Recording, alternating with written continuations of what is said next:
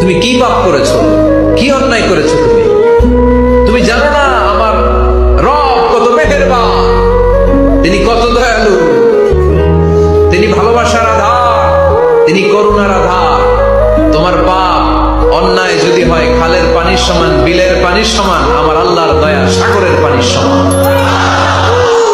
তোমার পাপ আর অন্যায় যদি হয় পাহাড়ের সমান, আমার আল্লাহর ভালোবাসা আর দয়া হচ্ছে আকাশের সমান।